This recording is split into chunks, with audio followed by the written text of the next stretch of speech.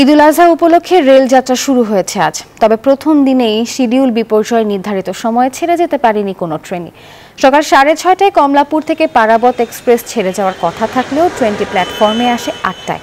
একই চিত্র 11 সিন্দুর প্রভাতী সহ সকল ট্রেনে। ফলে ভোগান্তিতে পড়েছে নারীর টানে বাড়ি ফেরা ঈদ যাত্রীরা। মূলত 2 তারিখ যারা টিকিট কিনেছেন আজ বাড়ি ফিরছেন তারা। যাত্রীরা জানান, ঈদ যাত্রায় ভোগান্তি কমাতে আগেই পরিবারের সদস্যদের বাড়ি পাঠাচ্ছেন তারা। ঈদের 10 জোড়া বিশেষ ট্রেনের যাত্রাও শুরু হবে আজ।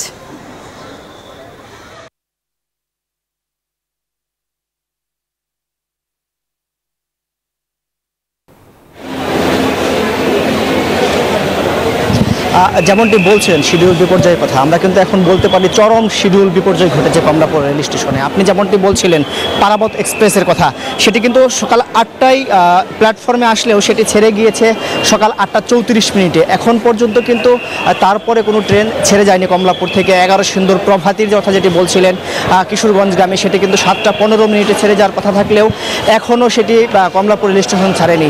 আর যদি মহুয়া কমিউটার ট্রেনের কথা বলি, সেটি 8:15 ছাড়ার কথা ছিল, সেটিও ছাড়েনি। কর্ণফুলী কমিউটার কথা যদি বলি, সেটিও 8:45 ছাড়ার কথা, সেটিও ছাড়েনি। আপনারা যেমনটি দেখছেন কমলাপুর রেল স্টেশনের চিত্রটি, এখানে কিন্তু মানুষের উপচে পড়া ভিড়।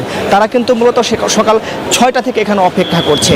ফলে এই ঈদের আমরা সকালে যেমনটি দেখেছি, সকালে স্টেশনে এসে মানুষের তেমন ভিড় ছিল না। কেননা আপনারা জানেন যে ঈদের কিন্তু আরও বেশ কয়েকদিন বাকি রয়েছে। 2 তারিখে যারা টিকিট কেটেছেন তারা কিন্তু আজকে বাড়ি যাচ্ছেন। মূলত রাজধানীবাসীরা তাদের পরিবারের সদস্যদের আগেই বাড়িতে পাঠাচ্ছেন ভোগান্তি কমাতে, কিন্তু সেই জায়গায় ভোগান্তি তৈরি হয়েছে। ফলে এই ট্রেন ছেড়ে না যাওয়ার কারণে কিন্তু এই জটলাটি তৈরি হয়েছে। আপনারা যেমনটি দেখছেন এখানে, আমরা যাত্রীদের সাথে কথা বলেছি, তারাও আমাদের একই কথা বলেছেন যে ভোগান্তি কমাতেই মূলত আগে বাড়ি ফেরা, কিন্তু সেই ভোগান্তিটি বেড়ে গিয়েছে তাদের মধ্যে।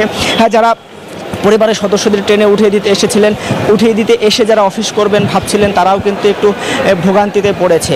ফলে আমরা যাত্রীদের সবার চোখে মুখে দেখেছি যে এই ক্লান্তির ছাপ। তবে তারপরেও ঈদে বাড়ি যাচ্ছে, নারীর টানে বাড়ি ফিরছে, সবার সাথে ঈদ করবে, সেই উচ্ছ্বাসটিও ছিল।